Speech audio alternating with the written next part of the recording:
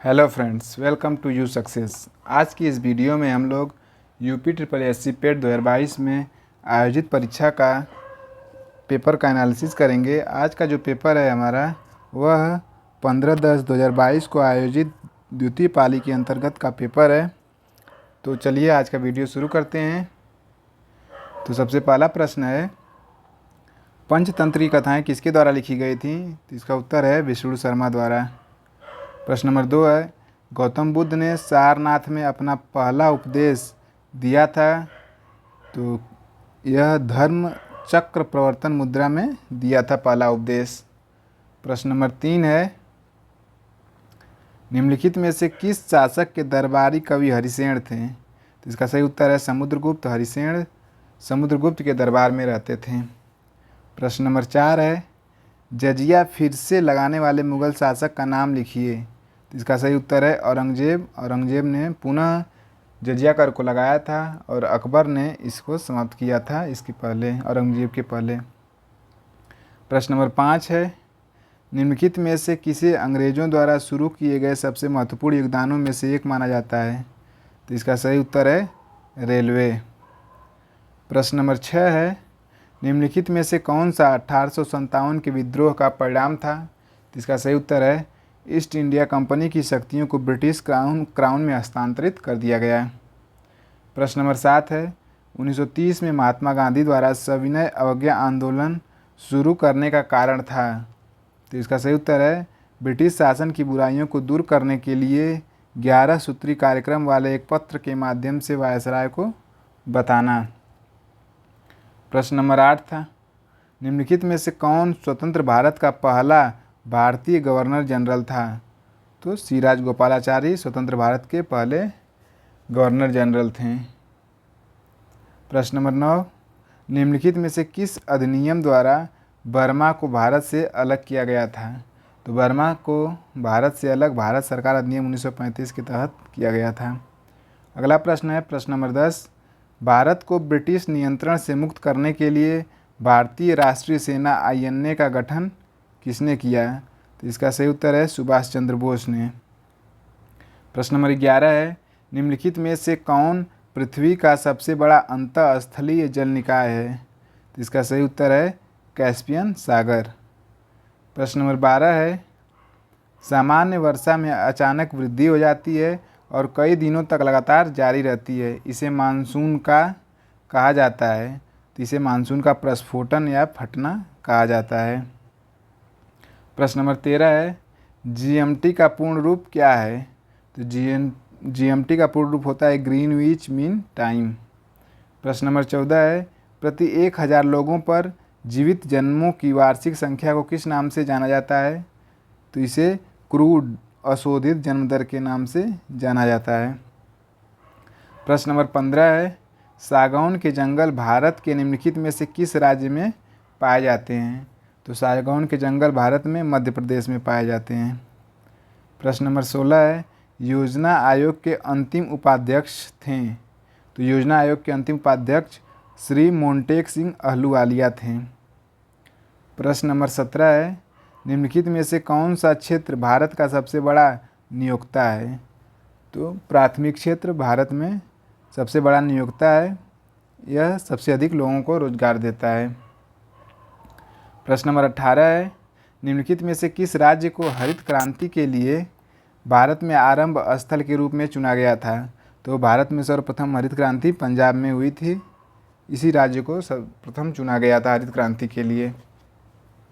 प्रश्न नंबर 19 है, 1969 में कितने प्रमुख निजी बैंकों का राष्ट्रीयकरण किया गया था?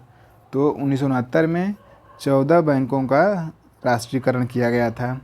प्रश्न नंबर 20 है, 1991 के आर्थिक सुधारों के बाद उद्योग विशेष रूप से सार्वजनिक क्षेत्र के लिए आरक्षित थे? तो कौन सा उद्योग था जो सार्वजनिक क्षेत्र के लिए आरक्षित था, इसमें निजी क्षेत्र को निवेश की अनुमति नहीं थी? तो यह था परमाणु ऊर्जा उत्पादन, यह सार्वजनिक क्षेत्र के लिए आरक्षित था। प्रश्न नंबर 21 है, निम्नलिखित में से कौन सा अनुच्छेद अल्पसंख्यकों के हितों के संरक्षण के लिए है? तो आर्टिकल 29 में अल्पसंख्यकों के हितों के संरक्षण के बारे में प्रावधान किया गया है।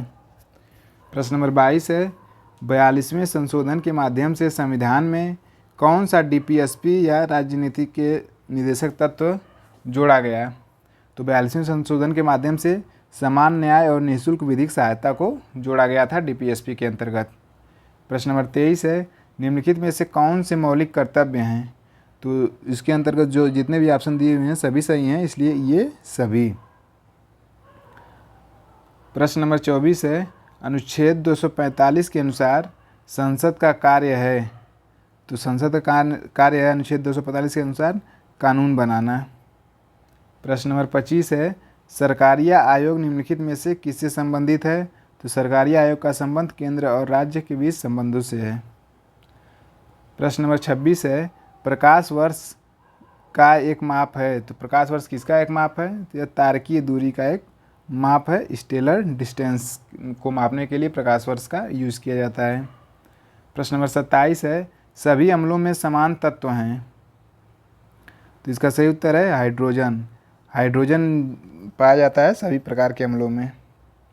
प्रश्न नंबर 28 है, नॉनस्टिक खाना पकाने के बर्तन किससे लेपित होते हैं? तो ये टेफ्लॉन से लेपित होते हैं। प्रश्न नंबर 29 है, निम्नलिखित में से कौन सबसे बुद्धिमान स्तनधारी है? तो डॉल्फिन सबसे बुद्धिमान स्तनधारी है। प्रश्न नंबर 30 है, पौधों का विकास किससे प्रभावित होता है? तो इसका सही उत्तर है प्रकाश की गुणवत्ता, मात्रा और अवधि से पौधों का विकास प्रभावित होता है। अब प्रश्न नंबर 31 है, दिए गए भिन्नों 4/9, 9/7, 11/13, 13/17 में से सबसे बड़ा कौन सा है? तो इस प्रश्न को हल करने के लिए आपके पास दो तरीके हैं। या तो आप सभी का लघुत्तम निकाल कर इसको हल करें, या फिर सभी को इसमें भाग देकर दशमलव में परिवर्तित करके इसको हल कर सकते हैं। अगर आप लघुत्तम निकाल कर इसको हल करने का प्रयास करेंगे तो ये बहुत लंबा जाएगा, चूँकि ये विभाजित नहीं है, सभी अभाज्य संख्याएँ हैं। तो इसका लघुत्तम निकालेंगे तो ये सभी का मल्टीप्लाई होगा, तो जो बहुत बड़ा हो जाएगा। इसकी अपेक्षा इसे डिवाइड करके ही दशमलव में बदल कर लगाना उचित रहेगा। तो इसके लिए 4/9 में जब आप 4 में 9 से भाग देंगे तो इसका मान आएगा 0.444।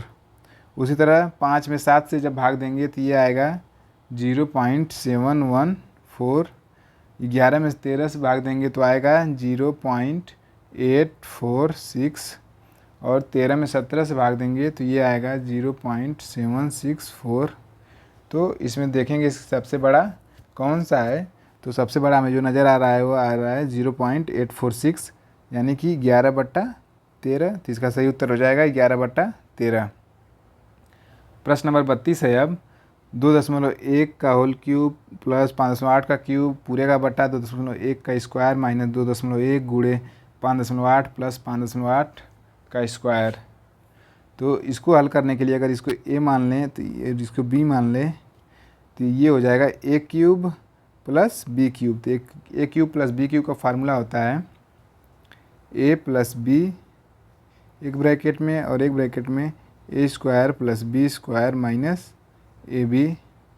उसी तरह 2.1 a है तो ये भी a हो जाएगा, ये a हो जाएगा, ये b हो जाएगा, ये b हो जाएगा। तो जब इसको हल करेंगे तो ऊपर ये आ जाएगा और नीचे आ जाएगा ये a है तो a स्क्वायर और minus ab plus b square.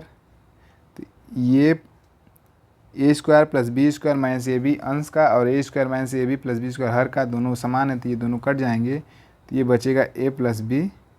तो a हम लोगों का है 2.1 और b है 5.8। जब दोनों को ऐड करेंगे तो ये आ जाएगा 7.9। तो इसका सही उत्तर हो जाएगा 7.9।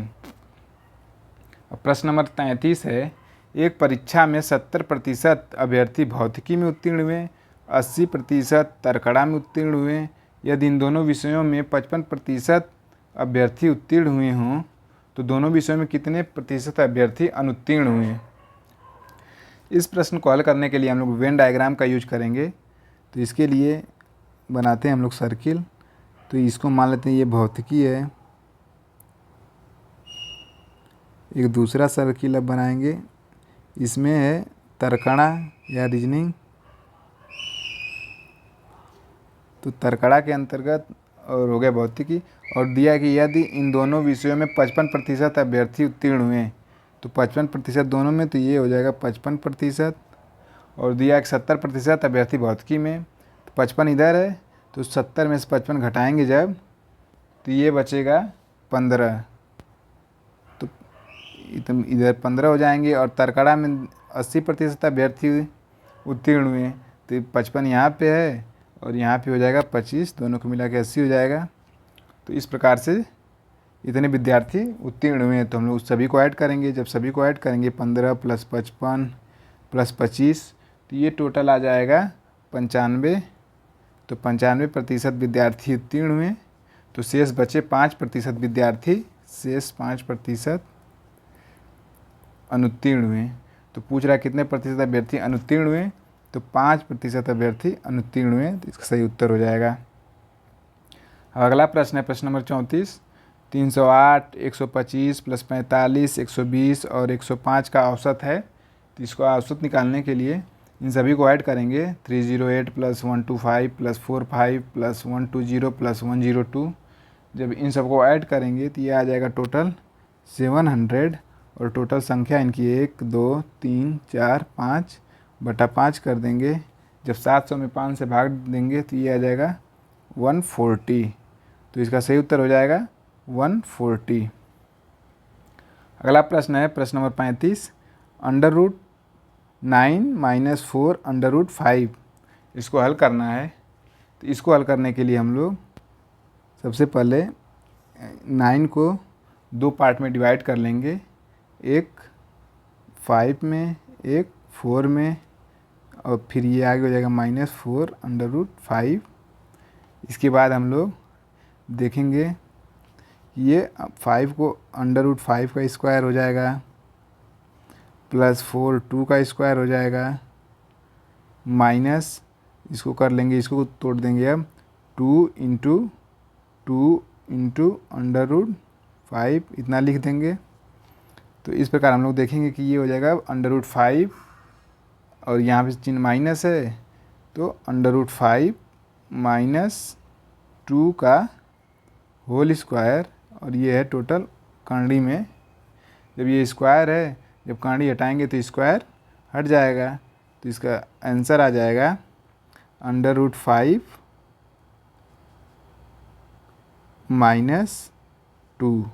तो इसका सही उत्तर हो जाएगा √5 - 2। अब अगला प्रश्न है प्रश्न नंबर 36। स्वल्प का संधि विच्छेद क्या होगा? तो स्वल्प का संधि विच्छेद होगा सु प्लस अल्प। प्रश्न नंबर 37 है इति, फिर इति का सही अर्थभेद है। तो इति का अर्थ होता है समाप्ति और इति का अर्थ होता है विघ्न। तो इसका सही अर्थभेद हो जाएगा समाप्ति और विघ्न। प्रश्न नंबर 38 है ईश्वर में विश्वास रखने वाला इस शब्द समूह के लिए एक शब्द। तो ईश्वर में विश्वास रखने वाले को आस्तिक कहा जाता है। प्रश्न नंबर 39 है अस्थावर का विलोम शब्द है। तो अस्थावर का विलोम शब्द होता है जंगम। प्रश्न नंबर 40 है बिल्ली को पहले ही दिन मारना चाहिए का अर्थ है। इसका सही अर्थ होता है भय का शमन शुरू में ही कर देना चाहिए। अब आगे है read the passage carefully and answer the corresponding question, question 41 and 42। तो चलिए पैसेज को पढ़ते हैं हम लोग। Valentine's day February 14 is a holiday that celebrates love and friendship in the United States. Most people think of it as a romantic day to show the one you love how much you care by purchasing cards and gifts. Valentine's Day is also an extremely commercial holiday. People spend money on flowers, balloons, chocolates, stuffed animals, and jewelry. People also go out for expensive dinners. Valentine's Day is even celebrated by school children who give thank you cards to their teachers. Some high schools have Valentine's Day dances. Classmates give each other little cards. These cards can be purchased at any store with famous cartoon characters. It is considered much more thoughtful to have kids make handmade cards to give to friends and teachers. Valentine's Day is also a great day to announce your love to someone like a secret crush. Some people even get married on Valentine's Day. However, you don't have to be in love to share in the festivities. You can say Happy Valentine's Day to friends and co-workers. Valentine's Day is not an official holiday, though in the US, meaning government offices and schools are open as usual. The date used to be the celebration of a saint named Valentine who allegedly saved a young girl's life. It was not until the Middle Ages that romance somehow get mixed in with the date and lovers would send each other handwritten love notes. Back then you couldn't just go to the store and buy a card the way you can now. तो अब प्रश्न देखेंगे। प्रश्न number 41 है, according to passage is Valentine's day officially a holiday. तो यहाँ पे हम लोग देखेंगे Valentine's day is not an official holiday, is not an official holiday, तो ऑफिशियल हॉलीडे नहीं है। तो according to passage is Valentine's day officially holiday, तो नो, तो इसका सही उत्तर हो जाएगा नो, नहीं है। प्रश्न नंबर 42 है, according to the passage what do school children gift their teachers. तो इसको हम लोग देखेंगे Valentine's day is even celebrated by school children who give thank you cards to their teachers. तो बच्चे क्या देते हैं अपने टीचर्स को? Thank you cards. इसका सही उत्तर हो जाएगा थैंक यू कार्ड्स। अब प्रश्न नंबर 43 है, choose the correct synonym of tame. तो टेम का सिनोनिम होता है डोसाइल। प्रश्न नंबर 44 है, choose the correct antonym of rapid. तो रैपिड का एंटोनिम होता है टार्डी। अगला प्रश्न है प्रश्न number 45, give one word substitute for the followings. तो दिया हुआ है one who is indifferent to pleasure or pain. तो इसके लिए वन वर्ड हो जाएगा स्टॉइस। अब प्रश्न नंबर 46 है, दोनों कथनों को पढ़ें और तय करें कि निम्नलिखित में से कौन सा उत्तर विकल्प इन दोनों कथनों के बीच संबंध को सही ढंग से दर्शाता है। तो कथन 1 दिया हुआ है, लैपटॉप निर्माण कंपनियों ने हाल ही में लैपटॉप की कीमतों में वृद्धि की है। प्रश्न कथन 2 है, सरकार ने हाल ही में लैपटॉपों पर शुल्क बढ़ाया है। तो चूँकि सरकार पहले लैपटॉप पर शुल्क बढ़ाएगी, उसके बाद कंपनियां लैपटॉप की कीमतों में वृद्धि करेंगी। तो सबसे पहला घटना ये घटित होगी, उसके बाद ये वाली घटना घटित होगी। तो जो कथन 1 है वह कथन 2 का परिणाम है। तो कथन 2 कारण है और कथन 1 इसका प्रभाव है। यह विकल्प सही उत्तर होगा। प्रश्न नंबर 47 है, एक तस्वीर की ओर इशारा करते हुए ए ने अपने दोस्त बी से कहा। एक तस्वीर की ओर इशारा करते हुए ए ने अपने दोस्त बी से कहा, एक ये तस्वीर की ओर इशारा कर रहा है और बी से कह रहा है कि वह मेरी माँ के पिता की इकलौती बेटी है। तस्वीर की इशारा करते हुए कह रहा है कि यह मेरी माँ की, तो एक ये माँ की, पिता की, माँ के पिता यानी कि एक ये नाना हो गए, की इकलौती बेटी है। तो एक नाना की इकलौती बेटी, जब इकलौती बेटे की बात आ रही है तो वह उसकी माँ ही होंगी। तो ए फोटोग्राफ वाले व्यक्ति से किस प्रकार संबंधित है? तो ए फोटोग्राफ वाले व्यक्ति से, चूँकि फोटोग्राफ में उसकी माँ है तो ए उसका बेटा हुआ। तो इसका सही उत्तर हो जाएगा बेटा। प्रश्न नंबर 48 है, निम्नलिखित प्रश्न में दिए गए विकल्पों में से असंगत का चयन कीजिए। तो विकल्प दिया हुआ है 101, 401, 701, 301। तो इसमें जो सबसे असंगत है वह 301 है, क्योंकि 101, 401, 701 ये तीनों संख्याएं अभाज्य संख्याएं हैं, प्राइम नंबर हैं, और 301 एक भाज्य संख्या है, इसके लिए 301 इन सबसे अलग है। तो 301 जो है 7 से विभाज्य है, तो इसलिए 301 विभाज्य संख्या है और बाकी सब अभाज्य संख्याएं हैं, जिसके कारण 301 एक असंगत है इन सब से। तो 301 इसका सही उत्तर हो जाएगा। प्रश्न नंबर 49 है, 1 जनवरी 2006 को रविवार था, 1 जनवरी 2010 को सप्ताह का कौन सा दिन था? तो इसको हल करने के लिए हम लोग चेक देखेंगे। 1 जनवरी 2006 को है संडे। अब 2006 में एक दिन ऑड होगा, 2007 में एक दिन होगा और 2008 में चूँकि लीप ईयर है तो इसमें 2 दिन हो जाएंगे और 2009 में एक दिन होगा और 2010 में हमें निकालना ही है। तो हम लोग टोटल इन नंबरों को ऐड करेंगे, 8 डेज जितने हैं उनको ऐड करेंगे तो ये आ जाएगा 1 1 2 2 4 1 5। तो संडे है तो संडे में +5 हो जाएगा, चूँकि 1 जनवरी को ही पूछ रहा है तो टोटल 8 डेज हो जाएंगे 5। तो संडे +5 जब करेंगे तो ये आ जाएगा फ्राइडे। तो 1 जनवरी 2010 को सप्ताह का कौन सा दिन था? तो इस दिन फ्राइडे था। तो इसका सही उत्तर हो जाएगा फ्राइडे या शुक्रवार। प्रश्न नंबर 50 है, यदि किसी निश्चित भाषा में एक्टिव ACTIVE को EDUJWA लिखा जाता है तो उस कोड में EFFECT इफेक्ट को कैसे कोडित किया जाएगा? तो सबसे पहले हम लोग देखेंगे कि ACTIVE और EDUJWA में क्या संबंध है। तो इसको जब हम लोग देखते हैं तो हम लोग पाएंगे कि EDUJWA ये बना हुआ है एक्टिव से, ACTIVE।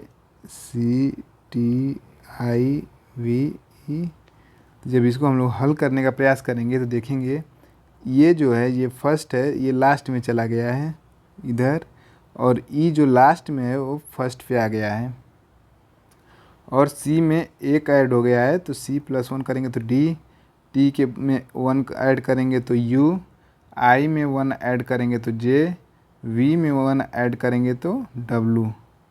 इसी तरह जब हम लोग इफ़ेक्ट को लिखेंगे तो E चला जाएगा लास्ट में और T चला आएगा पहले, और F है, F में एक ऐड करेंगे तो F G हो जाएगा, इस उसके बाद वाले F में भी एक ऐड करेंगे G हो जाएगा। E है तो E में जब एक ऐड करेंगे तो F हो जाएगा, और C में जब एक ऐड करेंगे तो D हो जाएगा। तो हमारा क्या कॉम्बिनेशन बना? T G G F D E। तो इसका सही उत्तर हो जाएगा T G G F D E। तो अब अगला प्रश्न हम लोग देखेंगे, प्रश्न नंबर 51। भारत गौरव पर्यटक ट्रेन को जून 2022 में रामायण सर्किट के हिस्से के रूप में भारत और किसके बीच हरी झंडी दिखाकर रवाना किया गया था? तो इसे भारत और नेपाल के बीच रवाना किया गया था, भारत गौरव पर्यटक ट्रेन को। प्रश्न नंबर 52 है, भारत ने दोनों देशों के बीच मजबूत और दीर्घकालिक साझेदारी के निर्माण के लिए चल रहे प्रयासों के तहत निम्नलिखित में से किस देश को 75 एम्बुलेंस और 17 स्कूल बसें उपहार में दी? तो भारत ने नेपाल को ये सब उपहार में दिए हैं। प्रश्न नंबर 53 है, जून 2022 में भारत ने निम्नलिखित में से किस देश के साथ कॉमनवेल्थ डिप्लोमेटिक एकेडमी प्रोग्राम की घोषणा की है? तो कॉमनवेल्थ डिप्लोमेटिक एकेडमी प्रोग्राम की घोषणा भारत ने UK के साथ की है।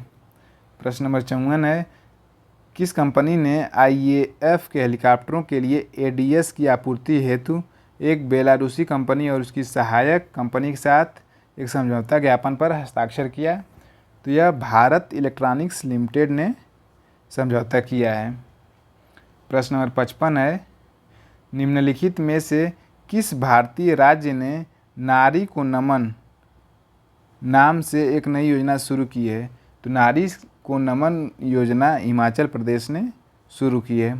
प्रश्न नंबर 56 है, निम्नलिखित में से किस राज्य सरकार ने 5,000 रुपये की काशी यात्रा सब्सिडी योजना शुरू की?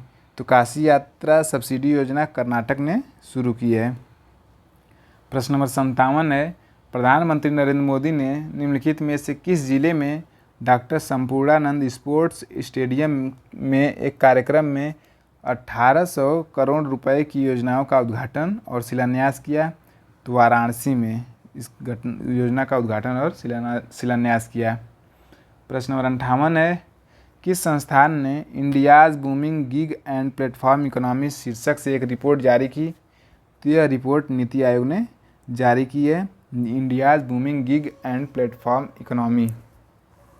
प्रश्न नंबर 59 है, निम्नलिखित में से कौन सी राज्य सरकार सिंगल एंट्री मल्टीपल एग्जिट के विचार पर एक एजुकेशन टाउनशिप बनाने की योजना बना रही है?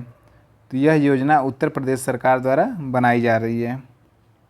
प्रश्न नंबर 60 है, छात्र पारिस्थितिकी के लिए एक नया डिजिटल प्लेटफॉर्म कैंपस पावर किस बैंक द्वारा लॉन्च किया गया है? तो कैंपस पावर ICICI बैंक द्वारा लॉन्च किया गया है। प्रश्न नंबर 61 है, भारत के कितने राज्य बांग्लादेश के साथ सीमा साझा करते हैं? तो भारत के कुल 5 राज्य बांग्लादेश के साथ सीमा साझा करते हैं। अगला प्रश्न है प्रश्न नंबर 62, निम्नलिखित में से पोलैंड की राष्ट्रीय मुद्रा क्या है? पोलैंड की राष्ट्रीय मुद्रा ज़्लाटी। प्रश्न नंबर 63 है, निम्नलिखित में से कौन सा भारत का सबसे छोटा केंद्र शासित प्रदेश है? तो भारत का सबसे छोटा केंद्र शासित प्रदेश लक्षद्वीप है।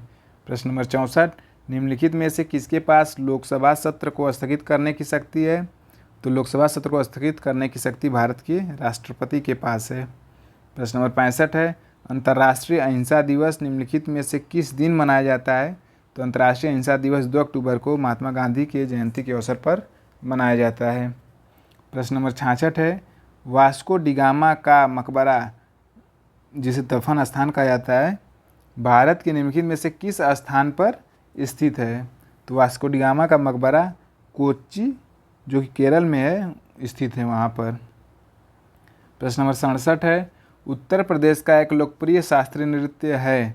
तो उत्तर प्रदेश का लोकप्रिय शास्त्रीय नृत्य कथक है। प्रश्न नंबर 68 है, थॉमस कप निम्नलिखित में से किस खेल से संबंधित है? तो थॉमस कप बैडमिंटन से संबंधित है।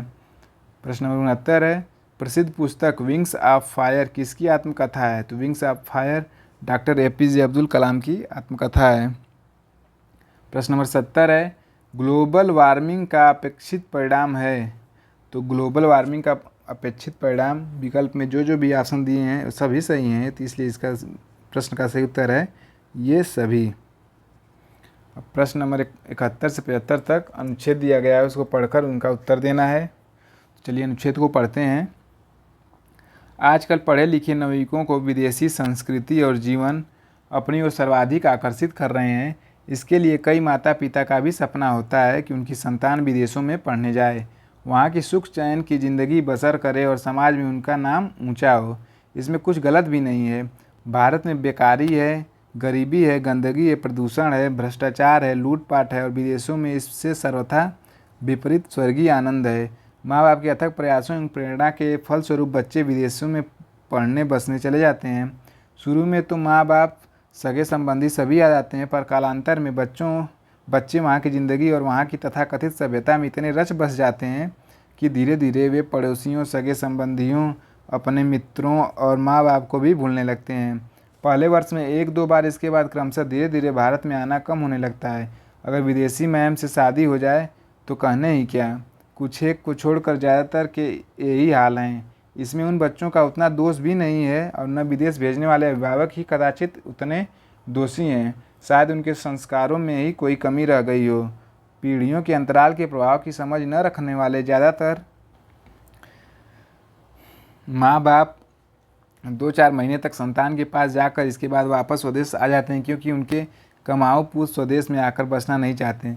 बच्चों की शिकायत है कि माँ बाप उनकी पत्नी और बच्चों के साथ एडजस्ट नहीं करते और अपनी पुराने ज़माने की चीज़ों को यहाँ थोपना चाहते हैं। इस प्रकार के व्यवहार से वे हमारे साथ कैसे रह पाएंगे? अपने द्वारा भोगे जाने वाले कष्टों और दुश्चिंताओं की चर्चा वे माँ बाप किसी से नहीं करते। उनके द्वारा लिए गए निर्णय पर जग हंसाई के डर के साथ रहने वाले वे बुढ़ापे के कष्टों और बीमारियों को अकेले ही झेलते बच्चों के वियोग में अनकही पीड़ाओं के साथ एक एक करके दोनों अंततः इस दुनिया से विदा हो जाते हैं। अब प्रश्न देखेंगे। प्रश्न दिया हुआ है, प्रश्न नंबर 71 है, आजकल पढ़े लिखे नवयुवक विदेश क्यों जाते हैं? सर्वाधिक सबल तर्क कौन सा लगता है? ये है माँ बाप का सपना पूरा करने, सुख चैन की ज़िंदगी बसर करने तथा समाज में प्रतिष्ठा बढ़ाने के लिए जाते हैं। प्रश्न नंबर 72 है, विदेश में जा बसे बच्चों के व्यवहार परिवर्तन के लिए कौन दोषी है? अनुच्छेद को ध्यान में रखते हुए सर्वाधिक प्रबल तर्क को चुनिए। ये है अधूरे संस्कार। प्रश्न नंबर 73 है, विदेश में जा बसे बच्चों के माँ बाप अपने द्वारा भोगे जाने वाले कष्टों और दुश्चिंताओं की चर्चा किसी से क्यों नहीं करते हैं? तो ये जग हंसाई से बचने के लिए नहीं करते हैं। यहाँ पे ये दिया हुआ है, माँ बाप से नहीं करते हैं, उनके द्वारा लिए गए निर्णय पर जग हंसाई के डर के साथ। प्रश्न नंबर 74 है, बच्चों की शिकायत है कि माँ बाप पत्नी और बच्चों के साथ एडजस्ट नहीं करते हैं और अपनी पुराने ज़माने की चीज़ों को यहाँ थोपना चाहते हैं। इसके लिए कौन सही में दोषी है? तो इसके लिए 2 पीढ़ियों का अंतराल सबसे ज़्यादा दोषी है। प्रश्न नंबर 75 है, इस प्रकार के व्यवहार से वे हमारे साथ कैसे रह पाएंगे? यहाँ ऐसे कौन से व्यवहार की ओर संकेत है जिससे उनके संतान उन्हें अपने साथ नहीं रख पाती? तो इसका उत्तर होगा बच्चों के परिवार के सदस्यों, पत्नी और उनके बच्चों के रहन सहन, खान पान, पहनावे, चाल चलन पर ऐतराज़ और कटाक्ष करते होंगे। अब अनुच्छेद पढ़कर 76 से 80 के प्रश्नों को उत्तर देना है। तो पढ़ते हैं अनुच्छेद। आज परिवारों का विघटन होता जा रहा है, परिवार सीमित और छोटे होते जा रहे हैं। पढ़े लिखे परिवारों में 1 या 2 ही बच्चे होते हैं। माँ बाप अपने उपलब्ध संसाधनों से बड़े लाड़ प्यार से बच्चों को अच्छी शिक्षा दिलाते हैं और दुलार के साथ बड़ा करते हैं। पुराने समय का लालएत पश्च वर्षाणि 10 वर्षाणि ताड़ेत वाला फार्मूला अब बदल चुका है। इतना लाड़ मिलने के बावजूद आज की नई पीढ़ी के बच्चे असहनशील होते जा रहे हैं। अगर शिक्षक कक्षा में उनसे कुछ भी कह दें, घर में माँ बाप या रिश्तेदार कुछ भी कह दें तो ये तुरंत प्रतिक्रियाशील हो जाते हैं। ग्रहणशीलता समाप्त होती जा रही है और जैसा वे चाहें वैसा करने की आज़ादी उन्हें चाहिए। अस्तु एन केन प्रकारेण बच्चे पढ़ लिख कर नौकरी पा जाते हैं या अपना काम संभाल लेते हैं। माता पिता धीरे धीरे बूढ़े होते जाते हैं। उनके द्वारा बचपन के प्यार से लेकर उस समय के तक के त्याग और बलिदान उन्हीं के अपने बच्चों द्वारा भुला दिए जाते हैं। अब माँ बाप बूढ़े और शक्तिहीन हैं और बच्चों पर बोझ। आज के बूढ़े माँ बाप पिछली पीढ़ी के बूढ़े माँ बाप की तुलना में अधिक दयनीय से होते जा रहे हैं। उन्हीं के द्वारा पालित पोषित बच्चे उन्हें अपने परिवार के सदस्य मन से स्वीकार नहीं कर रहे हैं। यही कारण है कि बुढ़ापे में या तो माँ बाप अकेले रहते हैं और या अपने ही घर में दीनहीन से होकर बच्चों का मुंह ताकते हैं। पीढ़ियों के अंतराल से जीवन मूल्यों में तेज़ी से बदलाव हो रहा है। अच्छी भावना से भी यदि बूढ़े माँ बाप वयस्क बच्चों या उनके परिवार के विषय में कुछ सलाह देते हैं तो उनकी सलाह का सम्मान नहीं होता। यह संभवतः पीढ़ियों के अंतराल का परिणाम है। अब समय बदल गया है और अनुभवपूर्ण सलाह की इस नई पीढ़ी को आवश्यकता नहीं है। अपेक्षा की जाती है कि यदि उन्हें साथ रहना है तो एडजस्ट करके चलें, अन्यथा वृद्धाश्रम में हम उम्र लोगों के बीच समय बिताएं, खुद भी चैन से रहें और उन्हें भी अपनी तरह से चैन से रहने दें। क्या वास्तव में इस सब के लिए युवा पीढ़ी ही दोषी है या कुछ दोष वृद्धों का भी है? तो प्रश्न नंबर 76 है, आज के बुजुर्गों के लिए बदलते समय में कौन सी सर्वोचित मांग है जिससे वे चैन से अपना बुढ़ापा काट सकें? इसका सही उत्तर है बुजुर्ग बुढ़ापे के लिए कुछ अर्जित करके रखें और अगली पीढ़ी के सदस्यों पर न बोझ बने और न अपनी राय थोपें। प्रश्न नंबर 77 है, कौन से माँ बाप अपने घर में ही दीनहीन से होकर बच्चों का मुंह नहीं ताकते हैं? इसका सही उत्तर है जो माता पिता बदलते समय के साथ अपने आप को बदल लेते हैं और बहू बेटों और उनके परिवार को उचित सम्मान देते हैं। प्रश्न नंबर 78 है, माता पिता द्वारा प्यार दुलार एवं समस्त संसाधनों के दिए जाने के बावजूद आज की युवा पीढ़ी से वह आत्मीयता गायब है जो पुरानी पीढ़ी तक विद्यमान थी। इसका सबसे उचित कारण क्या हो सकता है? तो इसका उत्तर है पीढ़ियों के अंतरण के कारण जीवन मूल्यों के बदलने से युवा पीढ़ी अदूरदर्शी और असहनशील होती जा रही है और उसकी ग्रहणशीलता कम होती जा रही है। प्रश्न नंबर 79 है, कौन से बच्चे अपने माता पिता को वृद्धाश्रम में भेज देने की बात करते हैं? तो इसका सही उत्तर है जो बच्चे संस्कारहीन और अविवेकी हैं और जो अपने भविष्य को नहीं देख पाते हैं। प्रश्न नंबर 80 है, संतान के साथ रहने की इच्छा होते हुए भी कई माँ बाप के अकेले रहने का कारण कौन सा है? सबसे सबल तर्क कौन सा है? तो इसका उत्तर है माँ बाप का संतान उसके परिवार के प्रति रूखा व्यवहार, वाणी का असंयम और बहू बेटों की जिंदगी में ज़्यादा दखलंदाजी। प्रश्न संख्या 81 से 85 तक के लिए निर्देश है। वर्ष 2011 से 2015 के दौरान 5 जिलों से प्रतियोगी परीक्षा में उपस्थित उत्तीर्ण और चयनित उम्मीदवारों की संख्या के आंकड़े तालिका में उल्लिखित हैं। निम्न तालिका का अध्ययन करें, उस पर आधारित प्रश्नों के उत्तर दें। तो यहाँ पे ये तालिका दी हुई है। इसमें जिला ए, जिला बी, जिला सी, जिला डी और जिला ई है और उसके द्वारा 2011, 12, 13, 14, 15 में उपस्थित उत्तीर्ण और चयनित लोगों की सूची दी हुई है। तो उसके आधार पर अब हमें आगे आने वाले 5 प्रश्नों के हल करने हैं। तो उसके आधार पर सबसे पहला प्रश्न है, किस जिले के लिए विगत वर्षों में चयनित उम्मीदवारों की औसत संख्या न्यूनतम है? तो इसको हल करने के लिए हम लोग ग्राफ को देखेंगे। तो प्रश्न में पूछ रहा है चयनित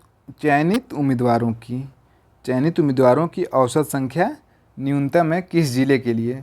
तो सभी जिले के लिए हम लोग जितने भी चयनित उम्मीदवार हैं उनका औसत निकालेंगे प्रत्येक वर्ष का। तो इसीलिए अगर हम लोग जिला ए के चयनित उम्मीदवारों का औसत निकालें तो इसको निकालने के लिए चयनित का 94 प्लस 48 प्लस 82 प्लस 90 प्लस 70 करेंगे और प्लस भाग दे देंगे पूरे में जोड़कर 1 2 3 4 5 से।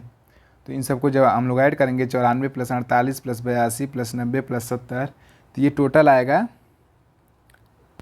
एक है 384 बट्टा और टोटल संख्या है 5, 1 2 3 4 5। तो 5 से भाग दे देंगे औसत निकालने के लिए, तो ये आ जाएगा 76.8।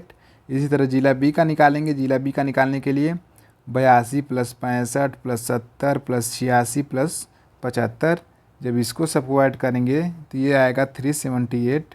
औसत निकालने के लिए 5 से भाग दे देंगे तो ये आ जाएगा 75.6।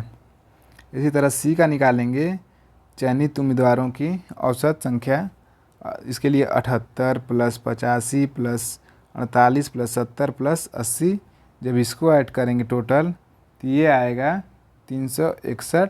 औसत निकालने के लिए 5 से भाग दे देंगे तो ये आ जाएगा 72.2। इसी तरह डी के चयनित उम्मीदवारों की औसत संख्या निकालेंगे। इसके लिए 85 प्लस 70 प्लस 65 प्लस 84 को प्लस 60 को ऐड करेंगे तो ये टोटल आ जाएगा 364। और इसका औसत निकालने के लिए इसमें 5 से भाग दे देंगे तो ये आ जाएगा 72.8। और इसी तरह ई का जब निकालेंगे तो इसमें 75 प्लस 55 प्लस 55 प्लस 60 प्लस 75 इन सब ऐड करेंगे तो ये आएगा 340। और जब इसका औसत निकालने के लिए 5 से भाग दे देंगे तो ये आ जाएगा 68। तो हम लोग देखेंगे कि ए का 66.8 है, बी का 75.6 है, सी का 72.2 है, डी का 72.8 है और ई का 68 है। तो सबसे न्यूनतम संख्या है 68।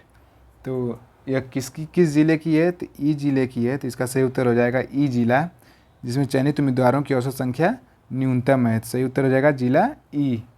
प्रश्न नंबर 82 देखेंगे क्या है। प्रश्न नंबर 82 है, जिला डी से उत्तीर्ण उम्मीदवारों का प्रतिशत। जिला डी से उत्तीर्ण उम्मीदवारों का प्रतिशत जिला डी से उपस्थित होने वाले की तुलना में किस वर्ष में सबसे कम है? तो इस सवाल को हल करने के लिए हम लोग पूछ रहा है प्रश्न में उत्तीर्ण उम्मीदवारों का प्रतिशत उनकी उपस्थिति के तुलना में जिला डी के लिए प्रत्येक वर्ष का पूछ रहा है कि किसमें सबसे न्यूनतम है, किस वर्ष में सबसे कम है। तो इसके लिए जब हम लोग निकालेंगे, जिला डी का पूछ रहा है तो जिला डी ये रहा और प्रत्येक वर्ष का उपस्थित ये रहें और उत्तीर्ण उम्मीदवार ये रहें। तो हम लोग इसके लिए हल करने के लिए 2011 में सबसे पहले निकालेंगे। 2011 में टोटल कितने छात्र उत्तीर्ण हैं? 680। और कितने उपस्थित थे? 8200। और पूछ रहा है इसका प्रतिशत निकालने के लिए हम लोग 100 से मल्टीप्लाई कर देंगे तो ये आ जाएगा 8.29। इसी तरह 2012 का निकालेंगे जब प्रतिशत उत्तीर्ण उम्मीदवारों का प्रतिशत उसकी उपस्थिति की तुलना में, तो 2012 में जब निकालेंगे तो 2012 में 600 उत्तीर्ण है, 600 उत्तीर्ण बटा टोटल कितना उपस्थित हैं 6800, 600 बटा 6800 इंटू परसेंटेज निकालने के लिए 100 से गुणा इंटू 100 करेंगे तो ये आ जाएगा 8.82। इसी तरह 2013 का निकालेंगे, इसमें उत्तीर्ण है 525 और इसमें टोटल उपस्थित हैं 6500 इंटू 100 परसेंटेज के लिए ये आ जाएगा 8.07। इसी तरह 2014 का निकालेंगे तो इसमें उत्तीर्ण है 720 और टोटल उपस्थित हैं 7800 इंटू 100, ये आ जाएगा 9.23। इसी तरह 2015 का निकालेंगे, इसमें उत्तीर्ण है 485, टोटल है 5700 इंटू 100, इसको सॉल्व करेंगे तो ये आ जाएगा 8.50। तो हम लोग देखेंगे कि इन सब में सबसे कम कौन है, तो 2011 में 8.29 है, 2012 में 8.82 है, 2013 में 8.07 है, 2014 में 9.23 है, 2015 में 8.5 है। तो इस हिसाब से सबसे कम है 8.07 जो कि 2013 में है। तो डिस्ट्रिक्ट डी का उत्तीर्ण उम्मीदवारों का प्रतिशत उपस्थित उम्मीदवारों की तुलना में सबसे कम है, तो इसका सही उत्तर हो जाएगा 2013। प्रश्न नंबर 83 है, वर्ष 2011 में किस जिले में उपस्थित उम्मीदवारों की तुलना में चयनित उम्मीदवारों का प्रतिशत सबसे अधिक था। इस प्रश्न में उपस्थित उम्मीदवारों की तुलना में चयनित उम्मीदवारों का प्रतिशत पूछ रहा है कि सबसे अधिक था। तो वर्ष 2011 के लिए पूछ रहा है, तो वर्ष 2011 के लिए सभी जिलों का हम लोग अलग अलग निकालेंगे। तो वर्ष 2011 ये रहा, तो वर्ष 2011 के लिए अगर जिले ए का निकाला जाए प्रतिशत चयनित का, वहाँ पे उपस्थित से निकालना है तुलना करके। एक प्रश्न फिर से देख लेते हैं। उपस्थित उम्मीदवारों की तुलना में चयनित उम्मीदवारों का पूछ रहा है, तो चयनित उम्मीदवार ये रहें और उपस्थित उम्मीदवार ये रहें, तो जिला ए का अगर हम लोग निकालेंगे तो चयनित की तुलना में निकालना है उपस्थित चयनित उम्मीदवारों का उपस्थित की तुलना में निकालना है। तो चयनित हैं 94 और उपस्थित हैं 8000। ये 2011 के लिए है और 2011 के लिए हमारे प्रश्न में पूछ रहा है। तो अब प्रतिशत निकालना है, तो इसको इंटू 100 कर देंगे। तब इसको जब सॉल्व करेंगे तो ये आएगा 1.175। इसी तरह बी का जब निकालेंगे, जिला बी के लिए चयनित ये रहें, तो 2011 में चयनित हैं 82 और उपस्थित हैं 7500।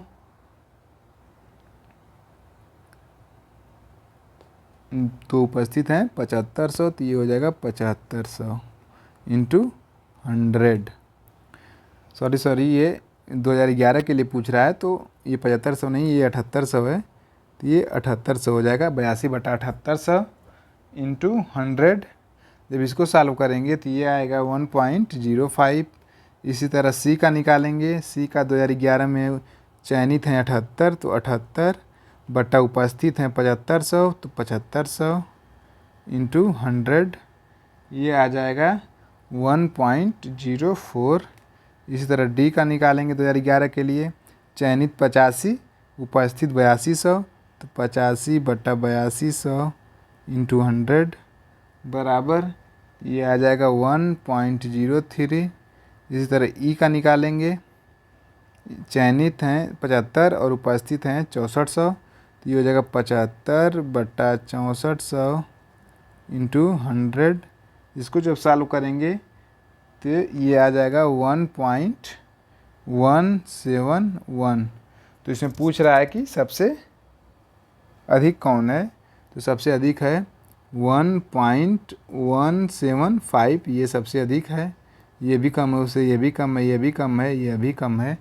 तो जिला ए का वहाँ पे चयनित उम्मीदवार उपस्थिति की तुलना में प्रतिशत सबसे अधिक है, तो इसका सही उत्तर हो जाएगा जिला ए। तो जिला ए इसका सही उत्तर हो जाएगा। अगला प्रश्न है प्रश्न नंबर 84। समीक्षाधीन अवधि के दौरान जिला ई से चयनित उम्मीदवारों की संख्या इस अवधि के दौरान जिला ए से चयनित उम्मीदवारों की संख्या का लगभग कितना प्रतिशत है। तो ई से चयनित उम्मीदवारों की संख्या हम लोग निकालेंगे। ई से चयनित उम्मीदवारों की संख्या, तो ई से चयनित उम्मीदवारों की संख्या निकालने के लिए ये चयनित उम्मीदवार हैं, तो इन सब का टोटल कर देंगे 75 + 75 + 55 + 60 + 75। जब इन सबको ऐड करेंगे तो जिला ई से टोटल चयनित उम्मीदवारों की संख्या आ जाएगी 340। और इसके बाद हम लोग ए से चयनित उम्मीदवारों की टोटल संख्या निकालेंगे। ए से ये जिला ए है, इसे चयनित उम्मीदवारों की संख्या 94 + 48 + 82 + 90 + 70। जब इन सबको टोटल ऐड करेंगे तो ए से चयनित उम्मीदवारों की संख्या आ जाएगी 384, 384। तो पूछ रहा है कि ए से आ गई है हमारे पास, ए से आ गई है चयनित उम्मीदवारों की संख्या 384, और ई से हमारे पास चयनित उम्मीदवारों की संख्या आई है 340। तो पूछ क्या रहा है, ए से आई है 384 और ई से आई है 340। तो पूछ रहा है कि जिला ई से चयनित उम्मीदवारों की संख्या इस अवधि के दौरान जिला ए से चयनित उम्मीदवारों की संख्या का लगभग कितना है। तो जिला ए से पूछ रहा है और पूछ रहा है जिला ई की, तो जिला ई की है 340, किससे, जिला ए से, तो जिला ए में है 384, और इसमें लगभग कितना प्रतिशत है, तो प्रतिशत के लिए 100 से मल्टीप्लाई कर देंगे। जब इसको हम लोग सॉल्व करेंगे तो ये आ जाएगा 88.54%। तो इसका सही उत्तर हो जाएगा 88.54%। अब अगला प्रश्न है प्रश्न नंबर 85 देखेंगे। प्रश्न नंबर 85 में जिला सी से चयनित उम्मीदवारों का प्रतिशत जिला सी से उत्तीर्ण उम्मीदवारों की तुलना में किस वर्ष में सबसे अधिक है। तो चयनित उम्मीदवारों का प्रतिशत उत्तीर्ण उम्मीदवारों के प्रतिशत की तुलना में किस वर्ष में सबसे अधिक है, ये पूछ रहा है। तो इसको निकालने के लिए हम लोगों को जिला सी के लिए सभी का चयनित और उत्तीर्ण का प्रतिशत निकालना है कि चयनित उसकी उत्तीर्ण छात्र उम्मीदवारों की तुलना में कितना प्रतिशत है। तो 2011 के लिए अगर हम लोग निकालें, इसको हम लोग पहले मिटा देते हैं।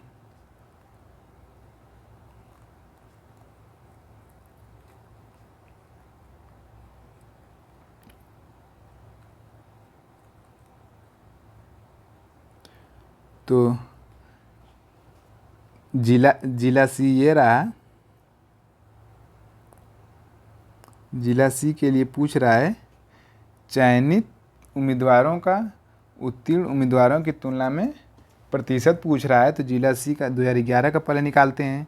तो 2011 का जब निकालेंगे तो चयनित हैं 78 और उत्तीर्ण हैं 720। इसका परसेंटेज निकालने के लिए 100 से मल्टीप्लाई कर देंगे तो ये आ जाएगा 10.83। इसी तरह 2012 का निकालेंगे तो 2012 के लिए ये चयनित 85 हैं, उत्तीर्ण 620 हैं, तो 85/620 × 100 हो जाएगा, ये आ जाएगा 13.7। इसी तरह 2013 का निकालेंगे, 2013 का 48 है, 400 है, तो 48/400 × 100 ये आ जाएगा 12। फिर 2014 का निकालेंगे तो ये हो जाएगा 70 और 650, 70/650 × 100। ये जब मल्टीप्लाई करेंगे तो ये आ जाएगा 10.76। इसके बाद 2015 का निकाल देंगे। इसी तरह 80 है, 950 है, तो 80/950 × 100। इसको सॉल्व करेंगे तो ये आएगा 8.42। तो पूछा है कि किस वर्ष में सबसे अधिक है, तो सबसे अधिक है 13.7।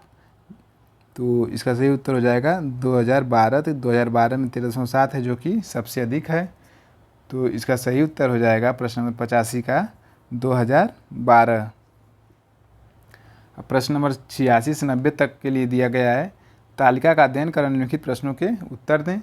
इसमें 5 महीनों के दौरान 5 कंपनियों द्वारा बेचे गए उत्पादों की संख्या दी गई है। ये कंपनियां हैं PQRST और महीना है जनवरी, फरवरी, मार्च, अप्रैल, मई। तो आइए देखते हैं सबसे पहले कौन सा क्वेश्चन है। तो सबसे पहला क्वेश्चन है क्वेश्चन नंबर 86। कंपनी यश द्वारा बेचे गए उत्पादों की संख्या में जनवरी से अप्रैल तक लगभग कितने प्रतिशत की वृद्धि हुई है। जनवरी से अप्रैल तक कंपनी यश द्वारा, तो ये कंपनी यश है, ये इसमें जनवरी से अप्रैल पूछ रहा है। तो जनवरी में है 85, जनवरी में प्रोडक्शन हो रहा है 85 और ये अप्रैल में हो जा रहा है 140। तो अप्रैल में कितना अधिक हो जा रहा है 85 से, ये इसमें 55 की वृद्धि हो जा रही है, 55 की वृद्धि। तो कितनी प्रतिशत वृद्धि हुई जनवरी की अपेक्षा, तो वृद्धि है 55। जनवरी में उत्पादन हो रहा है 85, तो 55/85 प्रतिशत पूछ रहा है इंटू 100। जब इसको सॉल्व करेंगे तो ये आएगा 64.705। इसको और सरलीकरण करेंगे तो ये आएगा 64.7। ये 5 है तो 0 घटाएंगे तो ये 1 आ जाएगा, 64.71। तो इस प्रश्न का सही उत्तर हो जाएगा 64.71। अब प्रश्न नंबर 87 देखेंगे। इसमें दिया हुआ है कंपनी टी द्वारा मार्च, अप्रैल और मई में बेचे गए उत्पादों की कुल संख्या में से 32% माइल्ड स्टील से बने थे। मार्च, अप्रैल और मई में स्टोर टी द्वारा बेचे गए माइल्ड स्टील उत्पादों की कुल संख्या कितनी है। तो इसको हम लोग को निकालने के लिए सबसे पहले कंपनी टी का मार्च, अप्रैल और मई के बेचे गए उत्पादों की कुल संख्या निकाल लेंगे और उसका 32% निकालेंगे जो कि माइल्ड स्टील से बने हैं। तो यही वो संख्या होगी जो माइल्ड स्टील उत्पादों की संख्या होगी। तो इसको निकालने के लिए हम आइए देखते हैं कैसे लगाएंगे। तो इसके लिए सबसे पहले इस सबको इरेज कर दें।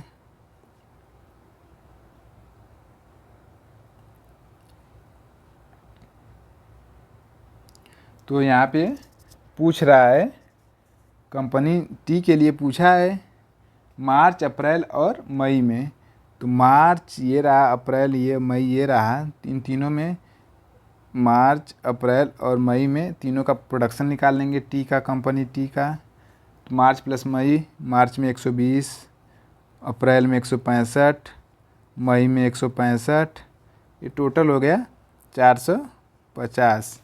और कह रहा है कि जितने टोटल इसके उत्पाद हैं 3 महीने के, उसका 32% माइल्ड स्टील से बने हैं। तो माइल्ड स्टील का टोटल कितना उत्पादन हुआ, उसके लिए 450 का 32% निकाल लेंगे। 450 का 32% निकालेंगे तो जो होगा 450 × 32/100। जब इसको सॉल्व करेंगे हम लोग तो ये आ जाएगा तकरीबन 144। तो इसका सही उत्तर होगा 144। इसका सही उत्तर होगा 144। अगला प्रश्न है प्रश्न नंबर 88। फरवरी में कंपनी पी, एस और टी द्वारा बेचे गए उत्पादों की औसत संख्या कितनी है। अप्रॉक्सीमेटली पूछ रहा है, अनुमानित। फरवरी में पी, एस, टी द्वारा बेचे गए उत्पादों की औसत संख्या। फरवरी में पी, एस और टी द्वारा बेचे गए उत्पादों की औसत संख्या। तो इसको निकालने के लिए फरवरी का निकालना है पी का फरवरी में उत्पादन है 155 प्लस यस का उत्पादन है 110 प्लस टी का उत्पादन है 90। तीनों को जोड़ देंगे तो ये आ जाएगा 355। अब चूंकि औसत उत्पादन पूछ रहा है तो ये टोटल 3 है, तो 355 में 3 से डिवाइड कर देंगे तो ये आ जाएगा 118.33। तो उत्तर हमारा लगभग में पूछ रहा है तो ये लगभग आ जाएगा 118। तो इस प्रश्न का सही उत्तर होगा 118। अब अगला प्रश्न है प्रश्न नंबर 89। तो इसमें है मार्च में कंपनी पी और आर द्वारा बेचे गए उत्पादों की कुल संख्या। बेचे गए उत्पादों की कुल संख्या का अप्रैल में उन्हीं कंपनियों द्वारा बेचे गए उत्पादों की संख्या से अनुपात कितना है। तो हम लोग इसके लिए निकालेंगे मार्च में पी और आर द्वारा बेचे गए कुल उत्पादों की संख्या। मार्च में पी और आर द्वारा बेचे गए कुल उत्पादों की संख्या।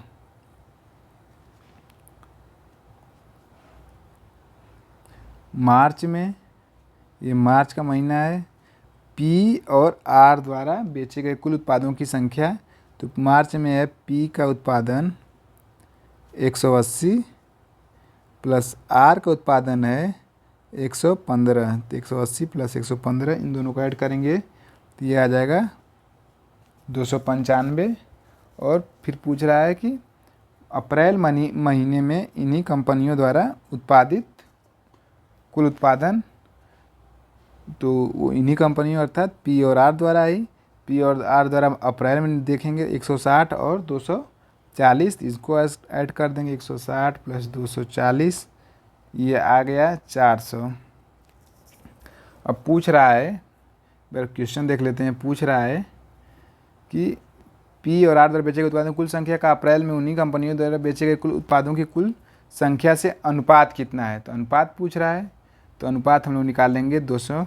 मार्च और अप्रैल का अनुपात निकालना है तो 295/400 ये अनुपात हो जाएगा। इसको और सालों कर देंगे, 5 से काट देंगे इसको, तो ये आ जाएगा 59 और ये आ जाएगा 80। तो इसका सही उत्तर हो जाएगा 59/80, ये इसका अनुपात आ जाएगा। तो इसका सही उत्तर होगा 59/80।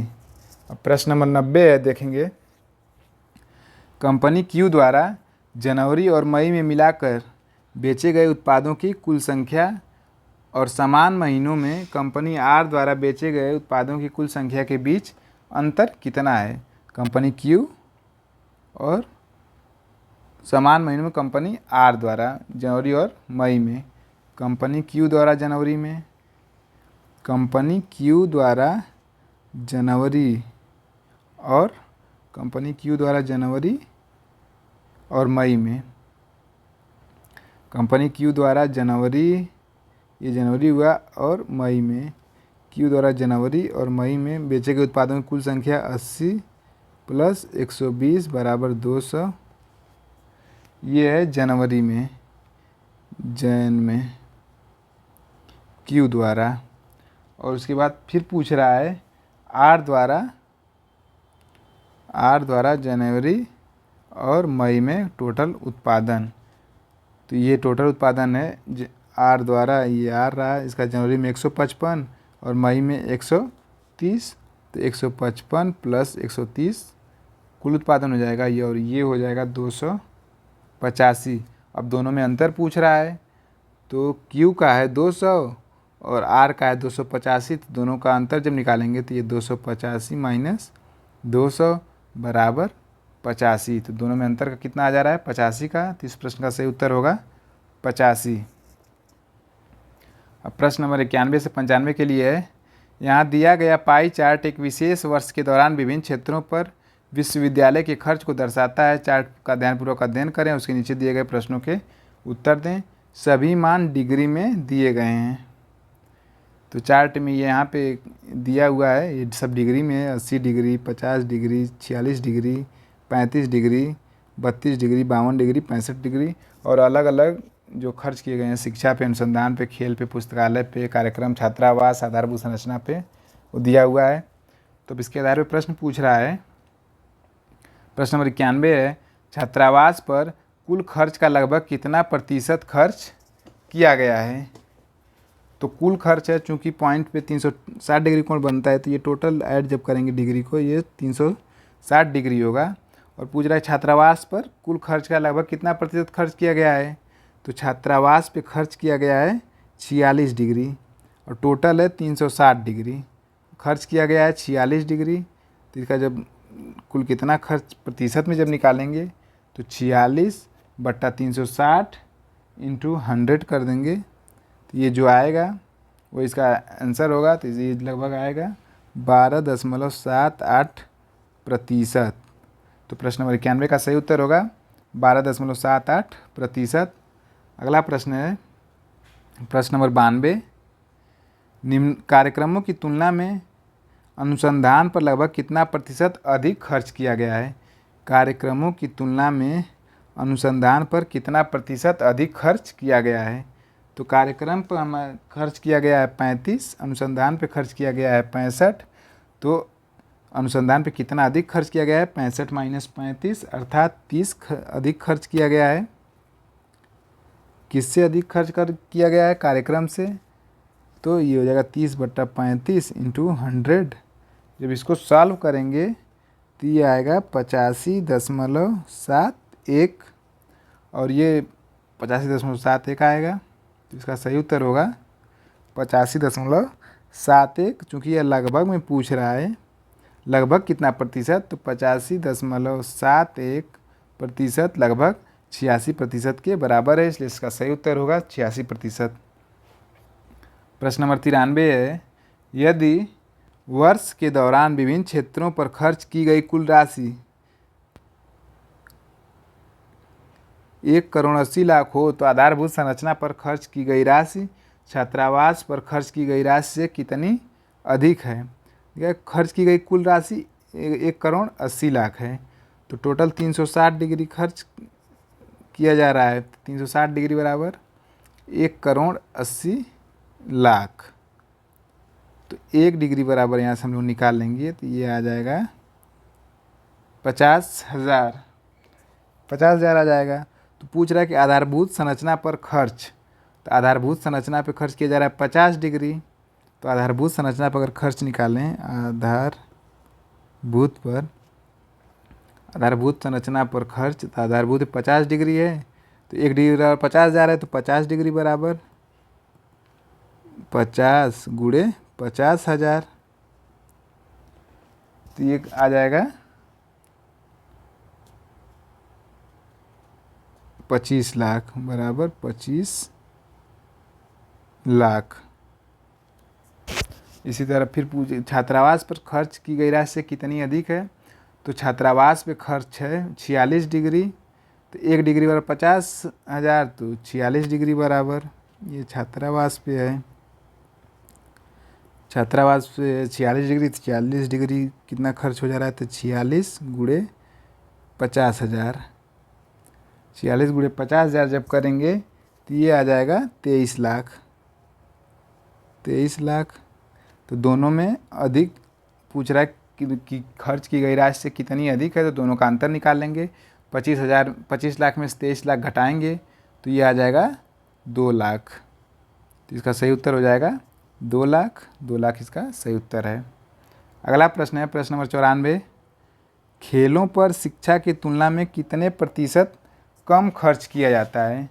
खेलों पर शिक्षा की तुलना में कितना प्रतिशत कम। खेल 52 और शिक्षा है 80। खेलों पर शिक्षा की तुलना में कितना प्रतिशत कम। तो शिक्षा से खेल पर कितना कम किया जा रहा है, 80 में से 52 जब घटाएंगे तो ये आ जाएगा 28। शिक्षा से कितना प्रतिशत कम किया जाता है, तो 28/80 गुणे 100। इसको जब सॉल्व करेंगे तो ये आ जाएगा 35%। तो इस प्रश्न का सही उत्तर हो जाएगा 35%। अब है अगला प्रश्न, प्रश्न नंबर 95, यदि वर्ष के दौरान खेलों पर खर्च की गई कुल राशि 1.8 करोड़ थी तो शिक्षा और अनुसंधान पर कुल खर्च की गई राशि कितनी थी। तो खेलों पर खर्च की गई कुल राशि 1.8 करोड़। तो इसको इरेज कर लेते हैं।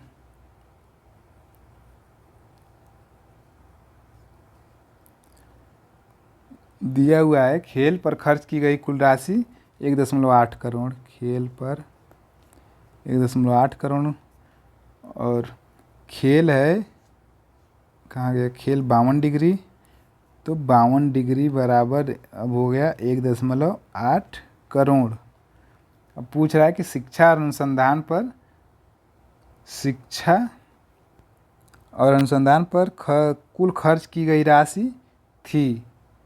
तो शिक्षा और अनुसंधान पे कुल खर्च की गई राशि 80 + 65 बराबर, ये ऐड करेंगे तो ये आ जाएगा 135 डिग्री टोटल खर्च हो रहा है।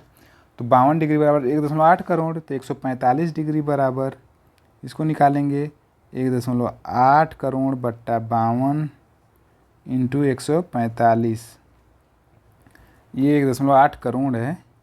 जब इसको हम लोग सॉल्व करेंगे, इसको हम लोग जब सॉल्व करेंगे तो ये आ जाएगा 5.01 करोड़,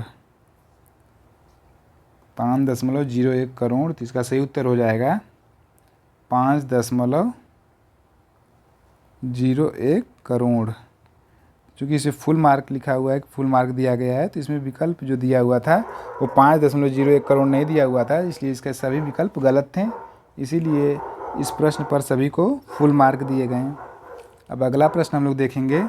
प्रश्न नंबर संख्या 96 से 100 के लिए है। निम्नलिखित लाइन ग्राफ रेखा आरेख 2001 से 2006 की अवधि के दौरान दो कंपनियों ए और बी द्वारा अर्जित प्रतिशत लाभ प्रदान करता है। ग्राफ को ठीक से पढ़ें और प्रश्नों के उत्तर दें। अब प्रश्न को हम लोग देखते हैं। तो इसके लिए प्रश्न नंबर 96 है। 2005 में दो कंपनियों ए और बी की आय क्रमशः 3:4 के अनुपात में थी। 2005 में उनके व्यय का क्रमशः अनुपात क्या था? तो 2005 में उनके व्यय का क्रमशः अनुपात पूछ रहा है, व्यय का अनुपात पूछ रहा है, दिया गया है आय का अनुपात। तो इसको हल करने के लिए हम लोग सबसे पहले करेंगे कि ए का व्यय हम लोग मान लेते हैं।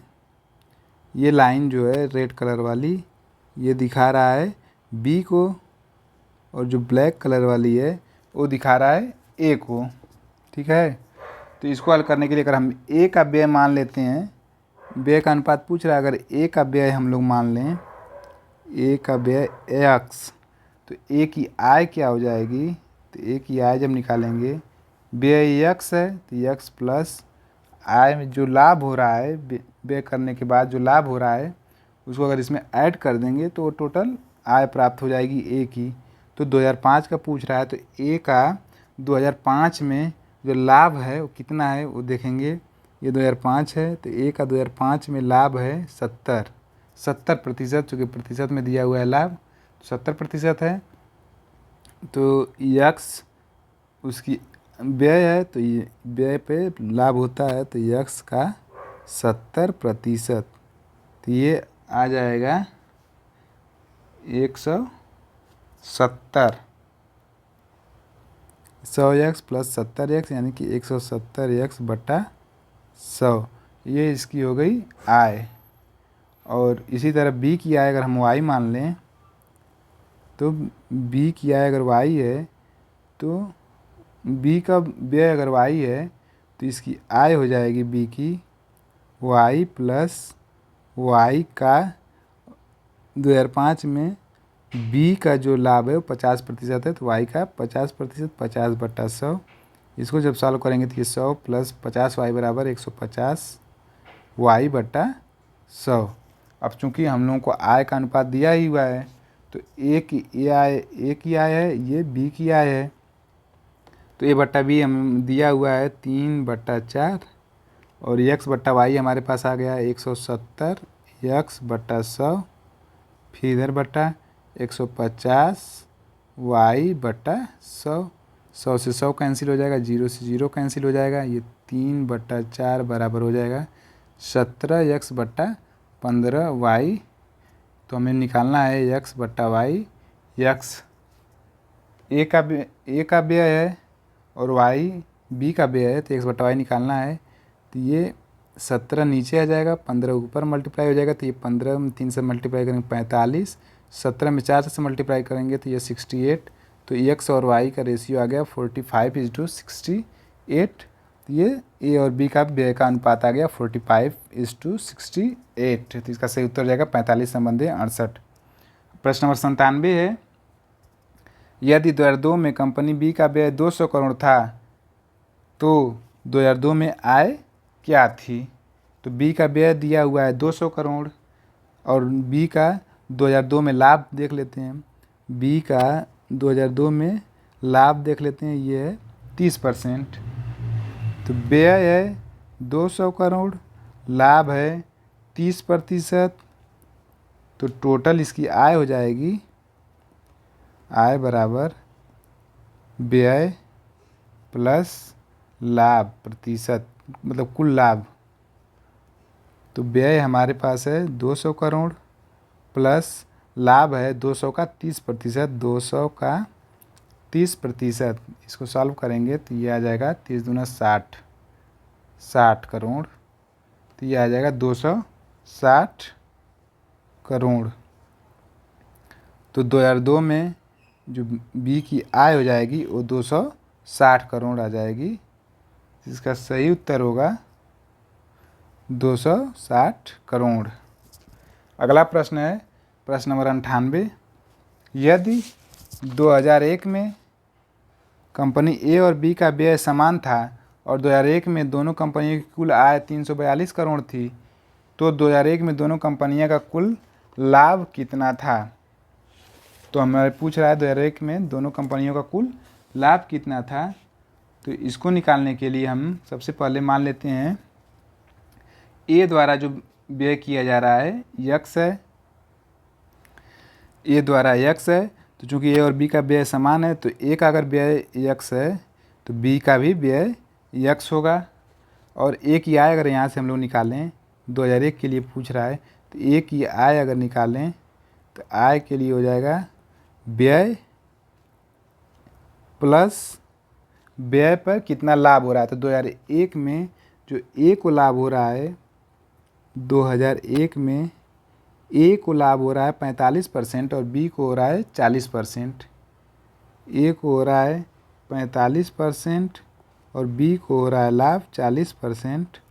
तो ए की आय हो जाएगी यक्स प्लस लाभ हो रहा है यक्स पे 45%, तो यक्स का 45%, 45/100, ये टोटल हो जाएगा 145 यक्स बट्टा 100। इसी तरह बी की आय जो हम लोग निकालेंगे उसकी भी बी का भी व्यय यक्स है, तो यक्स प्लस इसका लाभ हो जा रहा है 40%, तो यक्स का यक्स गुणे 40/100। इसको जब सॉल्व करेंगे तो ये आएगा 140 यक्स बट्टा 100। तो दोनों कंपनियों की हमें आय टोटल निकाल ली। ए की आय 145 यक्स बट्टा 100, बी की आय 140 यक्स बट्टा 100। अब दिया है कि दोनों कंपनियों की कुल आय 342 करोड़ है, तो इसके लिए हम लोग दोनों को जोड़ देंगे। 145 यक्स बट्टा 100 प्लस 140 यक्स बट्टा 100। अब इन दोनों को जोड़ देंगे तो ये टोटल कितने के बराबर है, 342 करोड़ के। तब यहाँ पे इसको अब सॉल्व करने का प्रयास हम लोग करेंगे। 145 और 140 को जोड़ेंगे तो ये आ जाएगा 285 यक्स बट्टा 100 बराबर 342 करोड़। अब इसको आगे हल करेंगे तो यहाँ से यक्स बराबर हमें प्राप्त हो जाएगा, यक्स बराबर 342 करोड़ इंटू 100 अपान 285। इसको जब सॉल्व करेंगे तो ये आ जाएगा 120 करोड़, 120 करोड़ आ जाएगा। तो क्या पूछा है कि दोनों कंपनियों का कुल लाभ कितना है, दोनों कंपनियों का कुल लाभ। तो चूंकि दोनों कंपनियों का व्यय यक्स था, दोनों कंपनियों का मतलब एक कंपनी का व्यय यक्स, दूसरी कंपनी का भी व्यय यक्स, तो दोनों कंपनियों का कुल व्यय कितना हो जाएगा 2x। तो दोनों कंपनियों का कुल व्यय बराबर 2x। एक यक्स का मान 120 करोड़, तो 2x बराबर 240 करोड़। तो 240 करोड़ कुल व्यय हो रहा है और कुल लाभ है 300, मतलब कुल आय है 342 करोड़। तो लाभ प्राप्त करने के लिए यहाँ पे दिया हुआ फार्मूला लाभ बराबर आय माइनस व्यय।